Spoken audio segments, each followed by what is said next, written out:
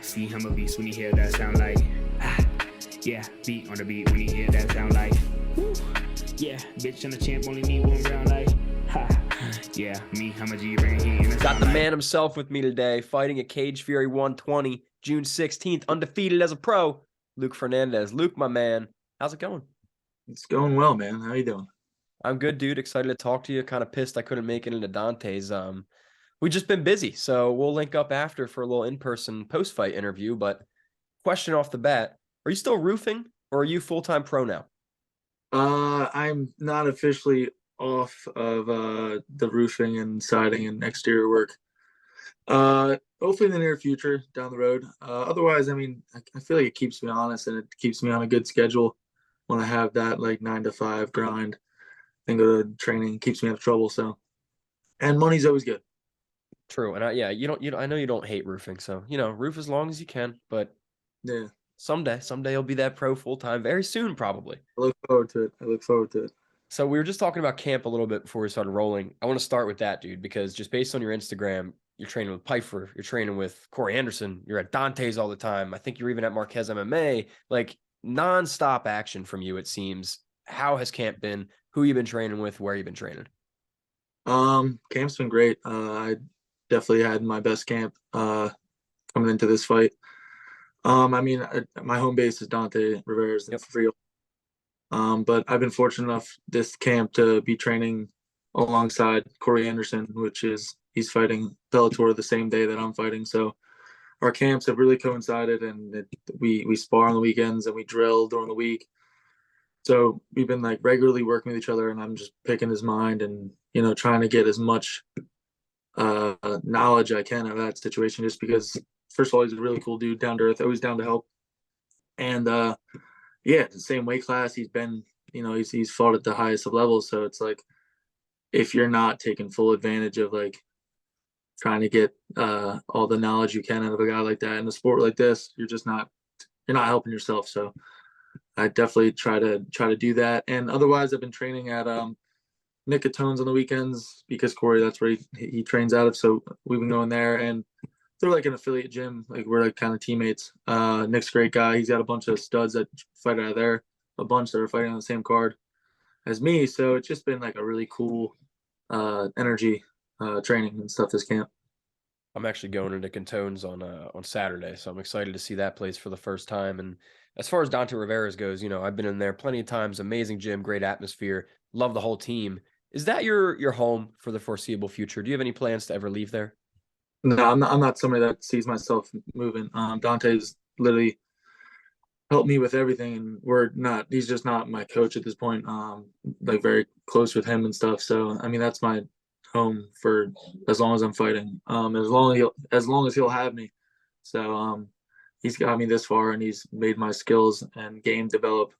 So I'm all about loyalty in this game, and I think that's just where I see myself, because just how I've been growing and stuff. He really caters to like each of his fighters, and he's good at like understanding how we learn, and he makes sure that he's spending individual time with us and focusing on our needs and stuff. So I'd like that whole approach he has towards coaching and stuff. So, and we hang out like on the regular. Calls me up and just tells me some off the wall stuff and come hang out, this and that. So it's a good relationship we have. Dante's the man. And aside from Dante, who else is going to be in your corner? My coach Ash, he's been in my corners. I think last fight he was in my corner, and then my dad. That's my three. Tito. Yes, sir. That's my three in my corner from the start. So we're gonna keep it rocking. And then, like, is the whole Fernandez army coming to AC? Is it going to get loud and rowdy? Yeah. I mean, if we got this definite fight lined up a little earlier, because we were going through opponents and stuff like that, we would have more of an army. But we're definitely gonna have people showing out. I'd sold my tickets and stuff. I'm excited. I've never fought at the Hard Rock, but I've been there and I've seen fights there, and the energy's crazy. The venue is awesome. They put on a show, so I'm excited to be part of that. You got a little after party planned? You going to gamble or something? I never plan for after fights. I just let the energy go, and I could see that happening, but we'll see. Who knows? Well, hey man, drinks on me. Say less. It's a big card, dude. 120 is huge. Like Kyle Dawkins, you got the title fight, you got Dennis Bazookia, like just massive, massive card. Yourself, Eric Nolan, obviously. How does it feel to be a part of? I'm calling this Cage Fury's biggest card to date. So how does it feel to be a part of that? It feels awesome, and I would agree. I think this is the biggest name power on a card. If you looked at cards in the past, like all the big names of those past cards, like a lot of them found a home on this card. So it's super cool. And I just think that, all those big names are looking forward to putting on a show, and I think that'll just be cool. And like I said, the environment that the Hard Rock brings in Atlantic City. So I'm super excited. Anyone that asks about it, I'm just telling them like this is not a show you want to miss. It's going to be from top to bottom a great card. So I'm excited. And you're like the opening act, right? You're the opener, the main card to all these other big names. Is there any extra like pressure, I guess, to do something spectacular? I don't like to look at it as pressure. I think that's an opportunity, man. I'm blessed in the fact that I get these opportunities to be on like Fight Pass and stuff, and I'm just trying to take full advantage of that. And any way I can make people say like, "Yo, did you watch that kid Luke Fernandez fight? Like that fight was awesome. Did you see that highlight?" That's always what I'm looking for, is just to have that stage to have some fun and do some cool stuff and just show my skills. And I know this is already on your mind probably, and I know you're very well trained, you're great at staying composed, but I'm just thinking as a friend, like, Charlie Campbell, Dennis Bazookia, Kyle Dawkins, Vilson, like those four names right there, they're big names, yes, but they're also names that are on that line of joining the UFC. So UFC matchmakers, PFL matchmakers, Bellator matchmakers, big names are going to be watching this card. So like you just said, an opportunity. Have you been looking at it like that the entire time? Yeah, I mean, I always think of that as just like, to those people, make sure you're watching from the jump of that main card, because you're gonna see some fireworks. And don't be just focusing on any certain names. This whole card, you're gonna get opportunities to see guys that really want it and really have the talent to make it to those big promotions. So I'm excited. That's the opportunity that we all look for. I mean, dude, even the prelims, like you got Pooch, Eric Nolan, CJ Lafregola, like killer card, killer card. And you got Jesse Romans, man. I don't know much about the guy. I do see his Instagram is very active. You can, follow his life and his training there. So what are your thoughts on him? I mean, I've watched like film on him and stuff, and checked out his Instagram at first and stuff. I don't like to keep up with like opponents' Instagrams while I'm going through camp and stuff like that. I respect him for taking the fight. Respect him for getting the cage. He does this, so it's all respect. And I just train every camp like I'm going against, the best in the world. So I'm not trying to train to somebody's potential. I'm trying to reach my peak potential. So it's just another camp, and obviously you game plan towards certain things and certain tendencies, but at the end of the day, you got to make sure your skills are just as sharp as they can be. You're going to sharpen your sword to go into battle, and I'm just going to make sure that my sword is more lethal than my opponent's. And like, without giving too much away here, more so just from yourself mentally, when you were in there for your first pro fight, you didn't necessarily face crazy adversity, but it was like a very even fight, a grueling match until it wasn't, if you know what I mean. So is there anything in that fight that you learned going forward, like that you're going to keep in mind and be aware of this fight?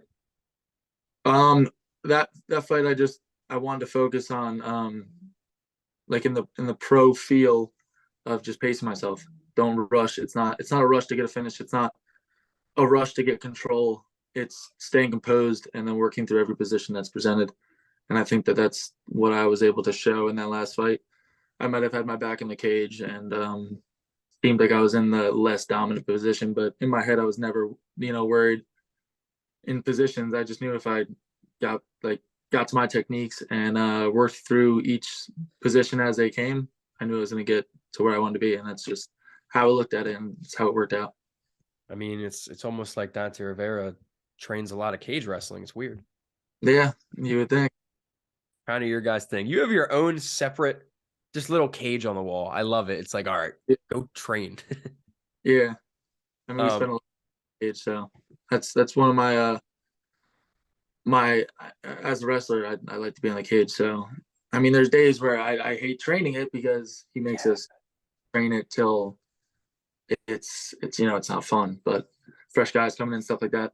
But I mean, that's what I think separates the people that are making it to those levels and the people that won't. That's what separates the men from the boys, bro.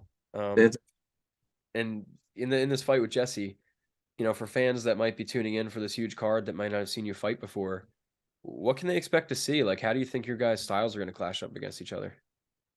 I think that I mean, he's got a lot of strong suits in his game, and if you haven't tuned into any of my fights before and you're tuning in this time, just expect fireworks. I'm always looking to put on a show. I don't want to leave it in the judges' hands. I don't think any fighter really wants to.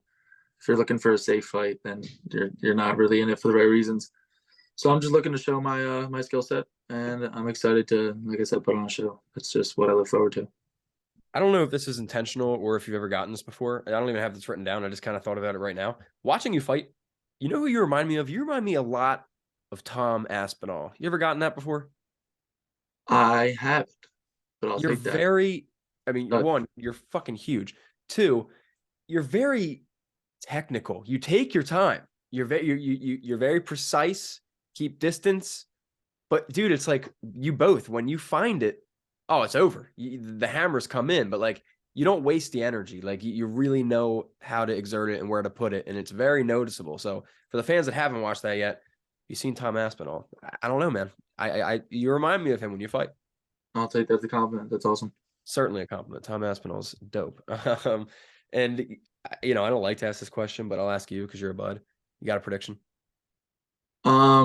I mean, like I said before, I'm never looking to leave it in the hands of the judges. So expect fireworks either way. I mean, we're both gearing up from a long camp to go in there and inflict damage on the other. So I'm excited to do battle, man. That's just what I do. So expect fireworks and expect similar results that I've had in the past. That's what I'm coming into this camp with. I'm really just coming in with, I think, my best set of tools. So I'm excited to display them and show out for the people. We can bet on the fights too because they're at the Hard Rock. So smashing that Luke Fernandez by finish line. And Sure.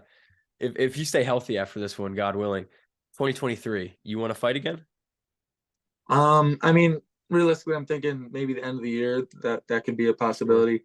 It all depends on like just how things work out. But I just did 2 back-to-back camps, so I definitely want to rest the body. I got some, just like normal camp things where it's like I want to go, enjoy my family and stuff too. In But person, yeah. right now it's June 16th. I'm so excited to have fun then, and really show what I've learned in this camp and how much I've grown from my last fight, and just put on a show, get the name out there, and then we'll see.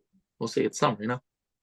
And I know you're focused on June 16th, but if you're able to look past at all, this win will put you 2-0. And being that there's a vacant light heavyweight belt right now in Cage Fury, 2-0 with 2 finishes, maybe another win, 3-0 by the end of the year. How close are you from a title shot, man? I mean, I would say that we could be knocking on that door soon. If you want to entice somebody to come and do that for a title fight, that's fine too. I mean, I would never turn that down. That's I got a belt in the amateurs. It was a lot of fun doing that, and I would love to have the professional belt too. So that's a goal of mine. And if that opportunity presents itself, you can bet that I'm diving on it. Well, when you get the mic afterwards, call your shot a little bit, maybe tell them what's up. You could expect that. Say less. Anyways, title shot hopefully coming soon. Vacant belt, calling your shot. Next question about the future. My last one here. Next year, I mean, this is very hypothetical, right? But I like to have fun with this. Right now, Tough is airing, right? That films in, I think, February, March or something like that. So that'll be 2024. And then, in a couple months, Contender Series. So Contender Series 2024. It's about a year from now. Mm-hmm. In that time, you think that's realistic? You could be popping up on either of those circuits. Is that something you're even interested in? I mean, yeah, it's definitely something I'm interested in. That's like the biggest stage you can get when it comes to this sport, other than being in the big show. So, yeah, like any opportunity like that, I'm definitely that's goals for me, and that's what I'm working towards. If I ever get those opportunities, I'm gonna take it and run with it and really try to